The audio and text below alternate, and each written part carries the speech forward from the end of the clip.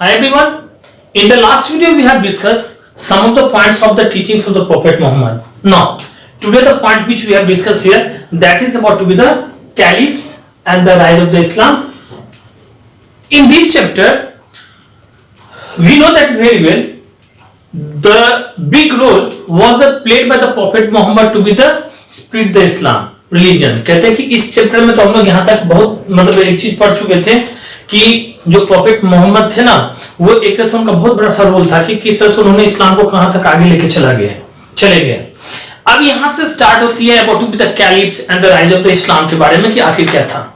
तो after death of the Muhammad in 632 BC, कहते हैं कि प्रॉफिट मोहम्मद की अगर हम लोग डेथ की बारे में बात करते हैं, डेथ ऑफ प्रॉफिट मोहम्मद,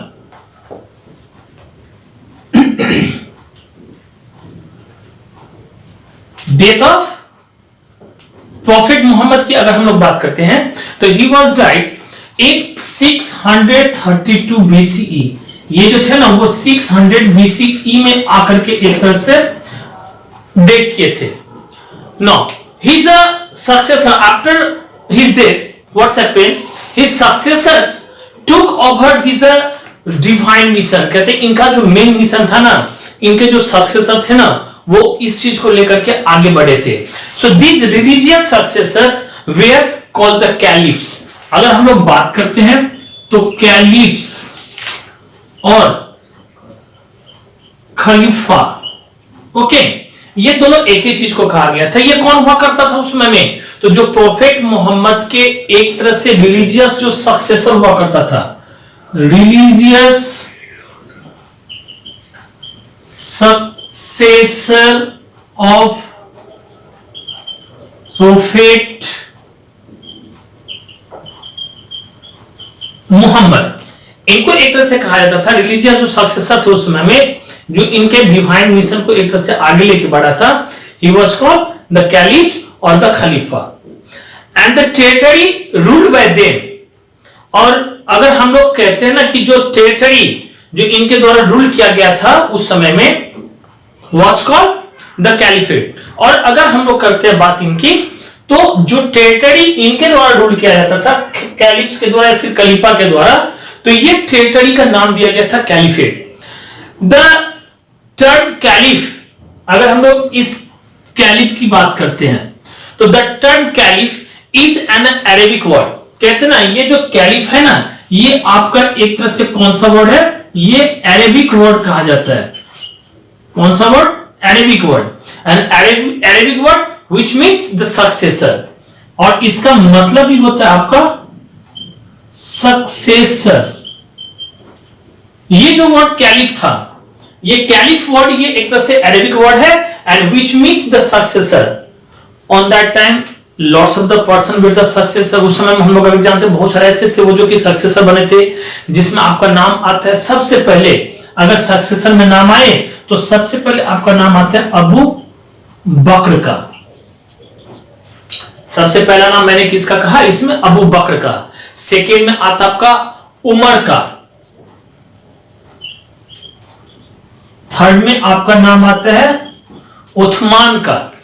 इसके बाद में और बहुत सारे ऐसे थे। तो फर्स्ट फोर ये जो कैलिफ थे ना, ये फर्स्ट फोर कैलिफ बने थे। अबू बकर का नाम आता है इसमें, इसके बाद में उमर का नाम आता है, फिर इसके बाद में उस्मान का नाम आता है, and the all were the first. ये सब जो थे ना वो सब फर्स्ट, सॉरी इसमें मैंने कहा अबू बकर, उमर, उस्मान और एक था अली। ये चार जो थे ना, इस चार को द फर्स्ट फोर कैलिफ का नाम दिया गया। So they played an important role in the spread of the Islam. और इन लोगों ने क्या किया था? एक तरह से स्प्रीड ऑफ इस्लाम को बढ़ाने में इन लोगों का बहुत बड़ा सा रोल था। Now come to be the point about the Umayyad dynasty. अब जो हम लोग एक एक करके डायनेस्टी के बारे में डिस्कस करेंगे कि कहां-कहां ये डायनेस्टी जो था ना वो एक तरह से फैला था, जिसमें हम लोग उमैयद डायनेस्टी की बात करते हैं। फिर इसके बाद में आपका एबीसिड्स जो डायनेस्टी था ना, उसका भी हम लोग एक एक करके बात करेंगे। तो सबसे पहले इसमें जो पॉइंट हम लोग ले रहे हैं that is about to be the Umayyad dynasty. कौन सा dynasty? Umayyad, Umayyad dynasty.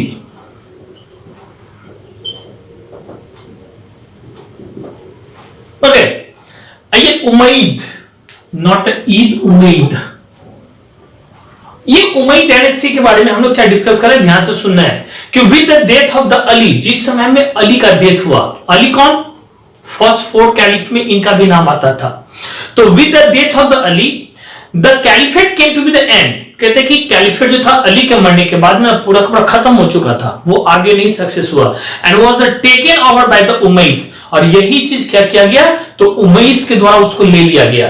They rule from the 661 to be the 750 BC. कहते कि ये लोग जो थे ना, वो 661 से लेकर के और 750 बीसीई तक इन लोगों ने क्या किया, एक तरह से यहां पर में रूल किया था। Now they made the Damascus in Syria. कहते कि इन लोगों ने क्या किया, तो डेमेस्कस बनाया, कहां पर में, तो एक तरह से सीरिया में, एंड देयर द कैपिटल, वो एक तरह से सीरिया में इसको कैपिटल बनाया। फिर इसके बाद में दे कनकर द न्यू टेरिटरीज। डेमेस्कस की अगर हम लोग बात करें तो याद रखना, ये सब पॉइंट है आप लोगों को भी। ये जो डेमेस्कस था, डेमेस्कस इन सीरिया, हम लोग कहते हैं ना, ये डेमेस्कस जो था ना वो सीरिया में था, और डेमेस्कस वाज द कैपिटल। और ये जो था डेमेस्कस आपका, ये एक तरह से कैपिटल इन लोगों ने, उमैय्यिद्स वालों ने क्या किया, तो इसको कैपिटल बनाया, जो कि सीरिया में था। Now they conquered the new territories extending from the Spain and कहां से कहां तक, फ्रांस इन द नॉर्थ। अगर हम लोग कहते हैं कि बाद में इन लोगों ने और बहुत सारे ऐसे टेरिटरीज को भी कनकर्ड किया, अपने में मिलाया। सबसे पहले इसमें दिया गया कि स्पेन एंड फ्रांस का नाम देगा इन द नॉर्थ में। फिर इसके बाद में हम लोग आते हैं Sindh in the south. Arabic was made the administrative language. और उस समय में जो अरेबिक था ना, इस अरेबिक को एक तरह से, इस अरेबिक लैंग्वेज को ना वो लोग वहां का जो था ना, मतलब एडमिनिस्ट्रेटिव लैंग्वेज बनाया गया था।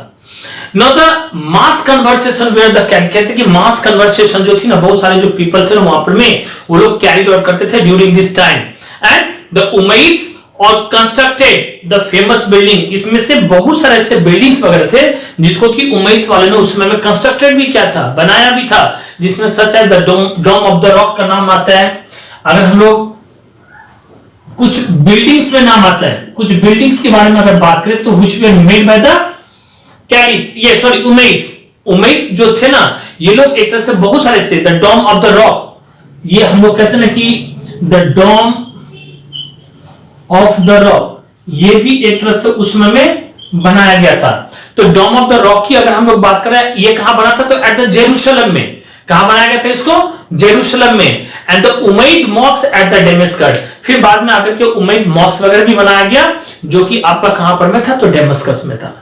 इसके बाद में जो नेक्स्ट पॉइंट हम लोग करेंगे, उमैय्यद डायनेस्टी के बाद में, जो मैंने सेकेंड पॉइंट इसी डायनेस्टी के बाद वाला डायनेस्टी के बारे में मैंने कहा था, that is about to be the Abbasids. किसके बारे में, तो अब्बासिड्स के बारे में। ये भी एक डायनेस्टी, ये तो उमैय्यद डायनेस्टी था, इसके बाद में अब्बासिड्स डायनेस्टी भी एक डायनेस्टी उस समय में बनाई गई थी।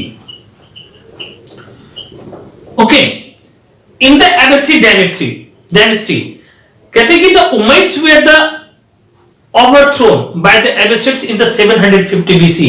कहते कि उमैय्यद्स को ना उस समय में अब्बासिड्स के द्वारा ना थ्रोन कर दिया गया, मतलब उसको हटा दिया गया था। कब, तो 750 बीसीई में आकर के। इसलिए हम लोगों ने उमैय्यद डायनेस्टी का जो रूलिंग टाइम था वो 661 बीसी से लेकर के और 750 बीसी तक रखा था। तो Umayyads were the overthrown by the Abbasids in the 750 BC with the advent of the Abbasids। जैसे ही एडवेंट होती है ना Abbasids का, a new phase began for the caliphate। एक नया सा फेज जो था ना, वो कैलिफेट का जो ना वो स्टार्ट हो जाता है। and they shifted their the capital from the Damascus to be the Baghdad in Iraq। ये जो पहले हम लोग पढ़े थे कि मतलब उमैय्यद डायनेस्टी वालों का जो कैपिटल था कहां पर में था, उस समय में इन लोगों ने अपना कैपिटल डेमस्कस में बनाया था। लेकिन जब अब्बासिड्स वाले आ गए तो अब्बासिड्स वालों ने क्या किया, डेमस्कस से कैपिटल को चेंज करके बगदाद कर दिया। डेमस्कस चेंज करके ये इन्होंने अपना कैपिटल बगदाद में रखा। और ये बगदाद कहां पर में है? In Iraq, in Iraq. तो यहां पर इन्होंने क्या किया, डेमेस्कस से अपना कैपिटल को चेंज करके फिर बगदाद में लाया। Now the Harun al Rashid, अगर हम लोग इनका नाम लिखे और समझने की कोशिश करें, हारून अल रशीद ये कौन था, ये चीज भी हमें जानना जरूरी है। Harun al Rashid was the famous ruler of the dynasty. ये एक तरह से ना एबेसी डायनेस्टी का ना फेमस रूलर हुआ करता था, फेमस रूलर ऑफ एबेसिड डायनेस्टी। ये एबेसिड डायनेस्टी का एक तरह से फेमस रूलर हुआ करता था। कौन? हारून अल रशीद के बारे में यहां पर में कहा गया। And the period of the Abbasids where the rule is called to be the golden age of Islam. कहते हैं कि उस समय में ये जो पीरियड एक तरह से रूल किया गया था एबेसिड्स को द्वारा, that period is known as the golden age of the Islam due to be the progress made in the science. कहते हैं कि उस समय में ना ये जो गोल्डन एज कहा गया, इसके पीछे बहुत कारण थी। क्या था कि on that time development was the head pen. कहते हैं कि उस समय में डेवलपमेंट वगैरह भी हुई थी। तो डेवलपमेंट भी हुआ था किस किस में, प्रोग्रेस भी हुआ था तो किस किस चीज में। तो सबसे पहले प्रोग्रेस जो था वो आपका साइंस में था। सबसे पहला प्रोग्रेस जो दिखा गया वो साइंस में। सेकेंड लिटरेचर, सेकेंड जो पॉइंट था आपका लिटरेचर। लिटरेचर के बाद में फिर आपका पॉइंट आता है art and the mathematics. Art के बारे में भी एंड मैथमेटिक्स, ये सारे के सारी चीजों के बारे में जो था ना उस समय में एक तरह से डिस्कवर मतलब खोज की गई थी, या प्रोग्रेस जिसको हम लोग कहते हैं ना, ये प्रोग्रेस किया गया था। No under the Abbasi dynasty, कहते हैं कि under the Abbasi dynasty the Arabs control the between the Europe and the east. कहते हैं कि उस समय में इस ये जो था ना एबेसी डायनेस्टी वो कंट्रोल में थे किसके, तो Arabs control the trade between the Europe and the east. और इनका जो ट्रेड था वो यूरोप और ईस्ट के बीच में हुआ करता था।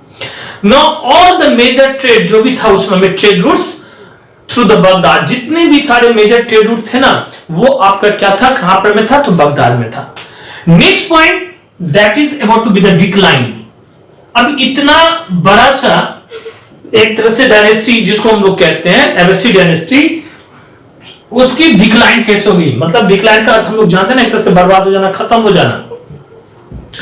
तो with the death of the Harun al Rashid, कहते हैं कि जैसे ही हारून अल रशीद का जो है ना वो डेथ होता है, the Arab empire began into be the disintegrate into be the pieces.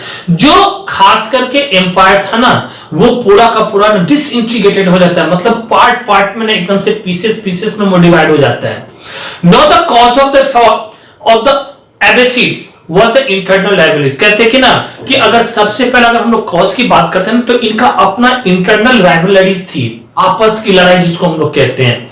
And but the most of the prominent cause was the introduction of the slave trade by the al Muslim. कहते हैं ना उस समय में अल मुत्ताशिम ये नाम दिया गया था कि उस समय में एक तरह से जो मेन कॉज हुआ था फॉल ऑफ द एबेसिड्स का, वो कारण था प्रोमिनेंट कॉज जो माना गया वो introduction of the slave trade के बारे में था। ये स्लैब ट्रेड जो था ना वो स्टार्ट की गई थी अल मुत्तासिम के द्वारा। And the purchase of the Turkish slave to manage the empire led to be its decline. ये जो परचेजिंग थी एक तरह से तुर्की स्लैब्स का ना मैनेज करने के लिए एम्पायर को, ये ही एक तरह से डिक्लाइन का कारण बना था। Now, these the Turkish Slavs gave into be the number and soon to be the started the taking to be the control of the provinces। कहते हैं कि धीरे धीरे धीरे ना यही तुर्की स्लैब जो थे वो ग्रो अप होते चले गए नंबर्स में, and soon started the taking the control of the provinces। और पूरे के पूरे provinces के उन्होंने क्या किया, तो एक तरह से वो कंट्रोल करने लगा। They were managing and the transferred them into be the own kingdoms। और ये लोग किसी तरह से मैनेज करके और सारे के सारे ट्रांसफर किए जाने लगे कहां पर में, तो ये अपने किंगडम्स में। इन 1058 कब की बात है ये, तो 1058 की ये बातें हैं, ये डिक्लाइन की बात हम लोग कर रहे हैं कि in 1058 CE the caliph surrendered his political powers to be the Turks. जो कैलिफ थे ना ये लोग क्या किए, तो अपना पूरा का पूरा जो पॉलिटिकल पावर था वो एक तरह से तुर्कीस को क्या कर दिया, सरेंडर कर दिए। कौन तुर्कीस, जिसको एज अ स्लैब्स के रूप में ये लोग अपने यहां काम करने के लिए ले आए थे। आज ऐसा नौबत आ गया कि उन्हीं को ये पूरा का पूरा पावर, इनको ना एक तरह से पॉलिटिकल पावर जो था वो इनको सरेंडर करना पड़ा।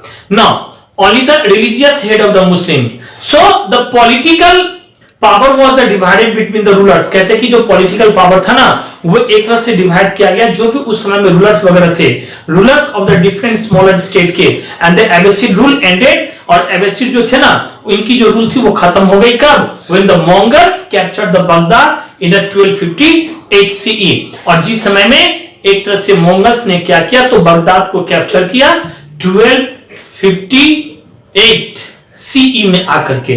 तो आज हम लोगों ने यहां तक पॉइंट किया, अगले वीडियोस में हम लोग कंट्रीब्यूशन ऑफ द अरब्स के बारे में डिस्कस करेंगे। That's all, okay.